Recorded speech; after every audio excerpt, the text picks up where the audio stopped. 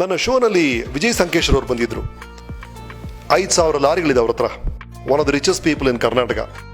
ನಾನು ಅವ್ರು ಕೇಳಿದ ಮೊದಲನೇ ಪ್ರಶ್ನೆ, ಸರ್ ದುಡ್ಡು ಹೆಂಗೆ ಸರ್ ಮಾಡೋದು? ಅದಕ್ಕೆ ಅವ್ರು ಹೇಳಿದ್ರು, ದುಡ್ಡು ಮಾಡಬೇಕು ಅಂದರೆ ದುಡ್ಡಿನ ಹಿಂದೆ ನೀನು ಓಡಬೇಡ, ಆದರೆ ಓಡೋದನ್ನ ನಿಲ್ಲಿಸಬೇಡ ಅಂದರು. ಅಷ್ಟೇ, ಅದು ದುಡ್ಡಿನಿಂದ ಓಡಬೇಕಾಗಿಲ್ಲ. ಬಟ್ ನೀವು ಏನು ಕೆಲಸ ಮಾಡ್ತಿದ್ರೋ, ಈಗ ನಿಮ್ಮ ಕೆಲಸ ಏನು? ಸೆಕೆಂಡ್ PU ಎಕ್ಸಾಮ್ ಪಾಸ್ ಮಾಡೋದು. Right now that is your duty. ಆ ಕೆಲಸವನ್ನು ನೀವು ಪರ್ಫೆಕ್ಟಾಗಿ ಮಾಡಿದ್ರೆ ದುಡ್ಡು ಆಟೋಮೆಟಿಕ್ ನಿಮ್ಮ ಹಿಂದೆ ಬಂದೇ ಬರುತ್ತೆ. Doing your duty perfectly is the first secret of wealth. ಎರಡನೇದು smarter. How do you become smarter? ನೀವೆಲ್ಲರೂ ಸ್ಮಾರ್ಟ್ ಆಗಿ ಕಾಣ್ತೀರಾ, ಭಯಂಕರ ಜಾಂಡ ಥರ ಕಾಣ್ತೀರಾ, ಬಟ್ ಸಾಲಲ್ಲ, ಇದಕ್ಕಿಂತ ಸ್ಮಾರ್ಟ್ ಆಗ್ಬೇಕು ನೀವು.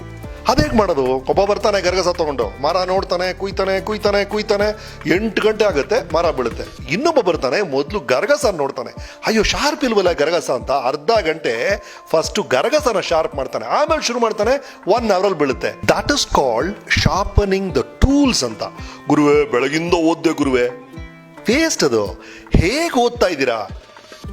R you doing it the right way ಅನ್ನೋದು. That is called sharpening the skill set ಅಂತ. ನಿಮಗೆ ಗೊತ್ತಿರೋ ವಿಷಯವನ್ನ ಇನ್ನೂ ಶ್ರೇಷ್ಠವಾಗಿ ಹೇಗೆ ಮಾಡಬಹುದು ಅನ್ನೋದು ಒಂದು ವಿಷಯ. ಇನ್ನೊಂದು ಏನಾಗಿದೆ ಅಂದ್ರೆ, ಈಗ ಪ್ರಪಂಚದಲ್ಲಿ ಮಲ್ಟಿಪಲ್ ಸ್ಕಿಲ್ಸ್ ಗೊತ್ತಿರಬೇಕು. ಒಂದು ಸ್ಕಿಲ್ ಗೊತ್ತಿದ್ರೆ ಸಾಲಲ್ಲ. ನಿಮ್ ಫಿಸಿಕ್ಸ್, ಕೆಮಿಸ್ಟ್ರಿ, ಮ್ಯಾಥ್ಸ್ ಅದು ಓದ್ಕೊಳ್ಳಿ, ಅದು ಬೇಕಾಗುತ್ತೆ.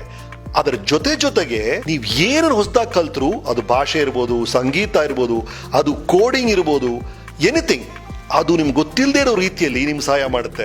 So you must multiply your skills. ನಿಮ್ಮಲ್ಲಿ ಒಂದು ಪ್ರತ್ಯೇಕವಾದ ಶಕ್ತಿ ಇದೆ, ಅದನ್ನ ನೀವು ನಂಬಬೇಕು. ದಟ್ ಯು ಆರ್ ಸ್ಪೆಷಲ್ ಅಂತ. ಕೆಲವರಿಗೆ ಮ್ಯೂಸಿಕಲ್ ಇಂಟೆಲಿಜೆನ್ಸ್ ಇರುತ್ತೆ, ಕೆಲವರು ಈ ಪಜಲ್ಸ್ ಎಲ್ಲ ತುಂಬಾ ಚೆನ್ನಾಗಿ ಸಾಲ್ವ್ ಮಾಡ್ತಾರೆ. ಅಂತವ್ರು ಈ ಡಿಟೆಕ್ಟಿವ್ ಅಥವಾ CIDಗಳಾದ್ರೆ ಅವ್ರಿಗೆ ಒಳ್ಳೆ ಭವಿಷ್ಯ ಇರುತ್ತೆ. ಇಂಟೆಲಿಜೆನ್ಸ್ ನೀವು ಗೌರವಿಸಬೇಕು. ಈಗ ನನಗೆ ಕೃಷಿ ಬರಲ್ಲ, ನಿಮಗೆ ಕೃಷಿ ಬರುತ್ತೆ ಅಂದ್ರೆ ನನಗಿಂತ ನೀವು ಬುದ್ಧಿವಂತರು ಆ ಕ್ಷೇತ್ರದಲ್ಲಿ. ಇದು ನನ್ನ ಇಂಟೆಲಿಜೆನ್ಸ್, ಇದು ನನಗೆ ಕಂಫರ್ಟಬಲ್ ಆಗಿದೆ. ಈ ಕೆಲಸವನ್ನ ನಾನು ಮಿಕ್ಕವರಿಗಿಂತ ಚೆನ್ನಾಗಿ ಮಾಡಬಲ್ಲೆ ಅಂತ ಯಾವ ಇಂಟೆಲಿಜೆನ್ಸ್ ಇದೆಯೋ, ಆ ಇಂಟೆಲಿಜೆನ್ಸ್ ಇರುವ ಕೆರಿಯರ್ನ ನೀವು ಆಯ್ಕೆ ಮಾಡಿಕೊಂಡ್ರೆ ನೀವು ಅದರಲ್ಲಿ ಯಶಸ್ವಿ ಆಗ್ತೀರಾ.